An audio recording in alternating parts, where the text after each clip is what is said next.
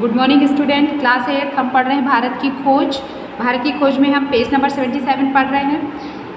First paragraph हम पढ़ चुके थे, अब हम पढ़ेंगे सेकंड पैराग्राफ। तो पंडित जवाहरलाल नेहरू जो हमें ये बताते हैं कि भारत में जो है धीरे धीरे कुप्रथाएं आने लगी और पर्दा प्रथा का प्रचलन हो गया। और पर्दा प्रथा का प्रचलन क्यों और कैसे हुआ इसके बारे में बता रहे हैं। भारत में जिन दुर्भाग्यपूर्ण बातों में वृद्धि हुई उनमें एक पर्दा प्रथा थी। ऐसा क्यों हुआ यह स्पष्ट नहीं है, पर भारत में पर्दा प्रथा का विकास मुगल काल में तब हुआ जब यह हिंदू और मुसलमानों दोनों में पद और आदर की निशानी समझा जाने लगा। दोनों ही जातियों में पर्दा प्रथा का विकास तब हुआ जब दोनों में ये समझा जाने लगा कि ये आदर की निशानी समझा जाने लगा पर्दा प्रथा को। तब इसका प्रचलन और तेज़ी से बढ़ा। औरतों को अलग पर्दे में रखने की यह प्रथा उन इलाकों में ऊंचे वर्गों में विशेष रूप से फैली जहां मुसलमानों का प्रभाव सबसे अधिक था। वहां पर ज़्यादा थी जहां पर मुसलमान लोग अधिक रहते थे, यानी उस मध्य और विशाल पूर्वी प्रदेश में जिसमें दिल्ली, संयुक्त प्रांत राजपूताना, बिहार और बंगाल आते हैं। लेकिन अजीब बात कि पंजाब और सरहदी सूबे में जो मुख्यतः मुस्लिम इलाके थे, पर्दे की प्रथा उतनी कड़ी नहीं थी। जो कि आगे जवाहरलाल नेहरू जी कहते हैं कि ये अजीब बात है कि पंजाब और सरहदी सूबे में जो मुख्यतः मुस्लिम इलाके थे, पर्दे की प्रथा उतनी कड़ी नहीं थी। दिल्ली में अफगानों के प्रतिष्ठित होने के साथ पुराने और नए के बीच एक समन्वय रूप ले रहा था।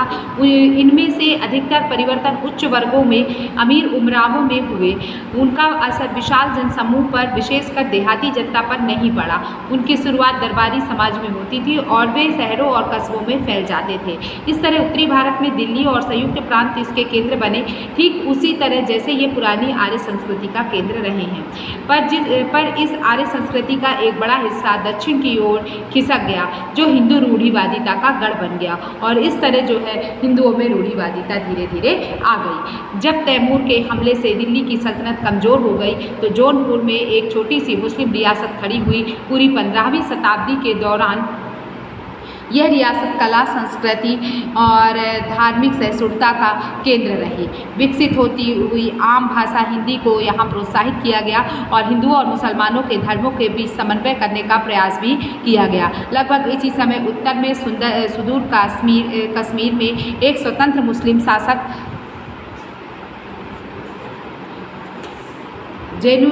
जैनुलाब्दीन को उसकी सहिष्णुता और संस्कृत के अध्ययन और प्राचीन संस्कृति को प्रोत्साहित करने के कारण बहुत यश मिला।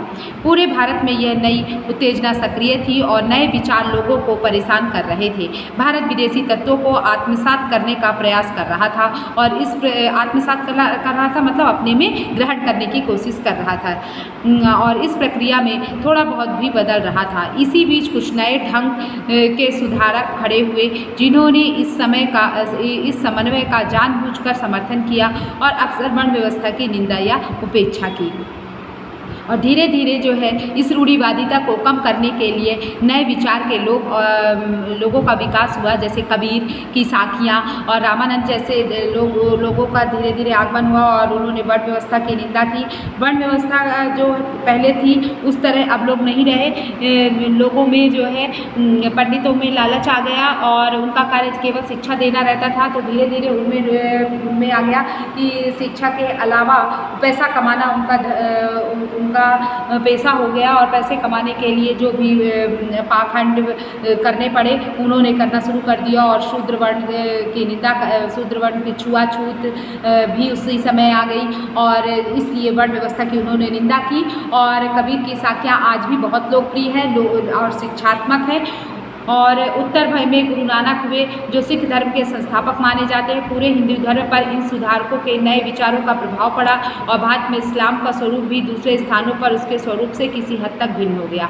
इस्लाम के एकेश्वरवाद ने हिंदू धर्म को प्रभावित किया और इस्लाम में एकेश्वरवाद, एक ही ईश्वर को मानने वाले, एकेश्वरवाद मतलब एक ही ईश्वर को मानना, हिंदू धर्म को प्रभावित किया और हिंदुओं के अस्पष्ट बहुदेववाद का प्रभाव भारतीय मुसलमानों पर पड़ा।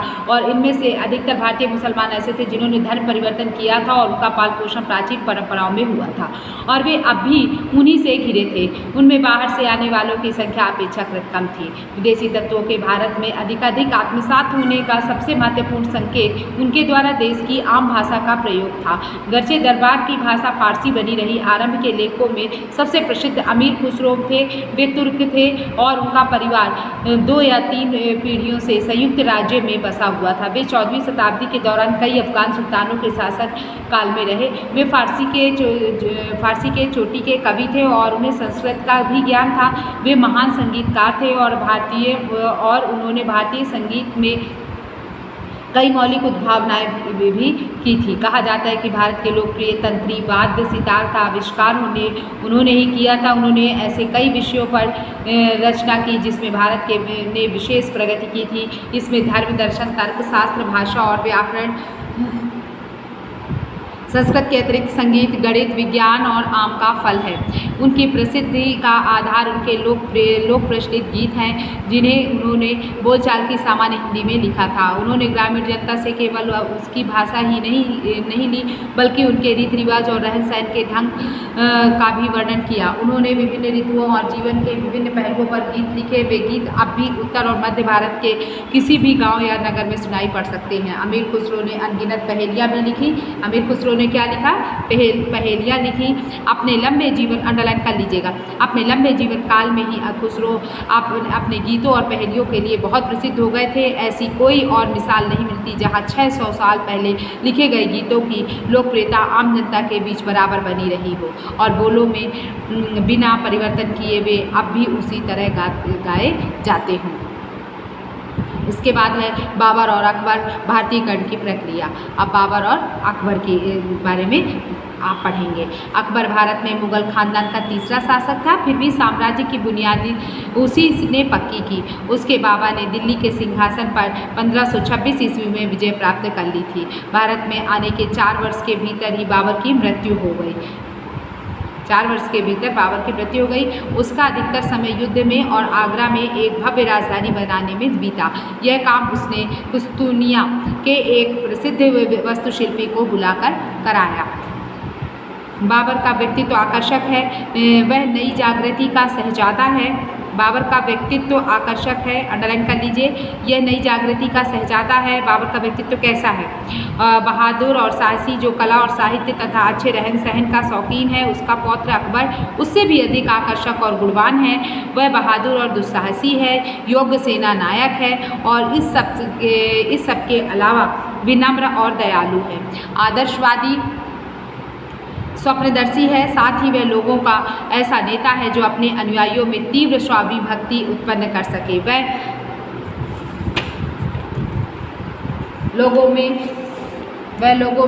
लोगों के दिल और दिमाग पर विजय हासिल करना चाहता था। अखंड भारत का पुराना सपना उसमें फिर आकार लेने लगा। ऐसा भारत जो केवल राजनीतिक दृष्टि से एक राज्य ना हो बल्कि उसकी जनता परस्पर सहज संबंध हो। 1556 ईस्वी से आरंभ होने वाले अपने लंबे शासन के लगभग 50 वर्ष के दौरान वह बराबर इसी लक्ष्य की पूर्ति के लिए कोशिश करता रहा। बहुत से स्वाभिमानी राजपूत सरदारों को उसने अपनी ओर मिला लिया। उसने एक राजपूत राजकुमारी से शादी की और उसने किससे शादी की? एक राजपूत राजकुमारी से शादी की। उसका बेटा और वारिस जहांगीर इस तरह आधा मुगल और आधा हिंदू राजपूत था। और क्योंकि उसने तो राजपूत रानी के साथ विवाह कर लिया था, इसलिए वह आधा हिंदू और आधा मुस्लिम था।